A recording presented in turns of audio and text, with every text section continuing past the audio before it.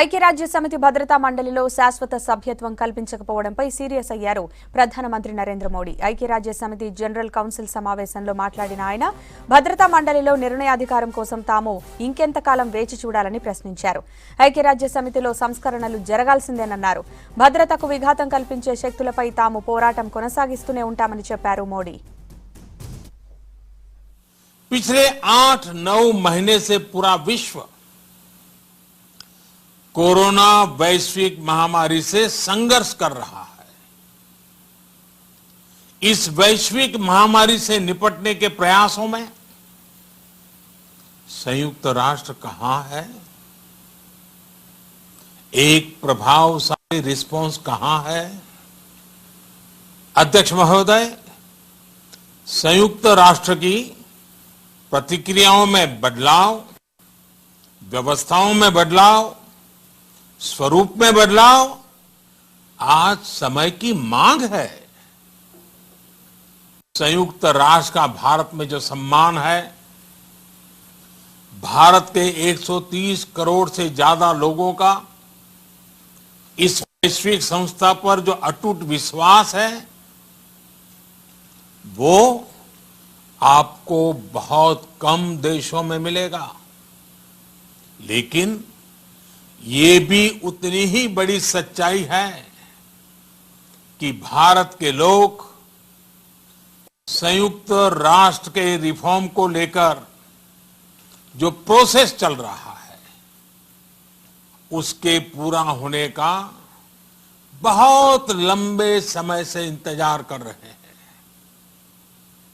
आज भारत के लोग चिंतित हैं कि क्या ये प्रोसेस कभी एक लॉजिकल एंड तक पहुंच पाएगा? आखिर कब तक भारत को संयुक्त राष्ट्र के डिसीजन मेकिंग स्ट्रक्चर से अलग रखा जाएगा? एक ऐसा देश जो दुनिया का सबसे बड़ा लोकतंत्र है, एक ऐसा देश जहां विश्व की 18% से ज्यादा जनसंख्या रहती है, एक ऐसा देश जहां सैकड़ों भाषाएं हैं, सैकड़ों बोलियां हैं, अनेकों पंथ हैं, अनेकों विचारधारा हैं, जिस देश ने सैकड़ों वर्षों तक वैश्विक अर्थव्यवस्था का नेतृत्व करने और सैकड़ों वर्षों की गुलामी दोनों को जिया है। अध्यक्ष महोदय, जब हम मजबूत थे तो दुनिया को कभी सताया नहीं। जब हम मजबूर थे तो दुनिया पर कभी बोझ नहीं बने। अध्यक्ष महोदय, जिस देश में हो रहे परिवर्तनों का प्रभाव दुनिया के बहुत बड़े हिस्से पर पड़ता है, उस देश को आखिर कब तक इंतजार करना पड़ेगा? अध्यक्ष महोदय, संयुक्त राष्ट्र जिन आदर्शों के साथ स्थापित हुआ था और भारत की मूल दार्शनिक सोच बहुत मिलती जुलती है, अलग नहीं है। संयुक्त राष्ट्र के इसी हॉल में ये शब्द अनेकों बार गूंजा है, वसुधैव कुटुंबकम। हम पूरे विश्व को एक परिवार मानते हैं।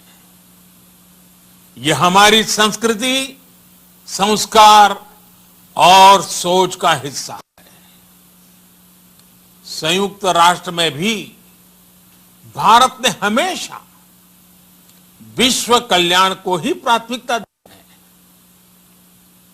भारत वो देश है जिसने शांति की स्थापना के लिए लगभग 50 पीस कीपिंग मिशंस में अपने जांबाज सैनिक भेजे। भारत वो देश है जिसने शांति की स्थापना में सबसे ज्यादा अपने वीर सैनिकों को खोया है। आज प्रत्येक भारतवासी संयुक्त राष्ट्र में अपने योगदान को देखते हुए संयुक्त राष्ट्र में अपनी व्यापक भूमिका भी देख रहा है। अध्यक्ष महोदय, 2 अक्टूबर को international day of non violence और 21 जून को इंटरनेशनल डे ऑफ योगा, इनकी पहल भारत ने ही की थी।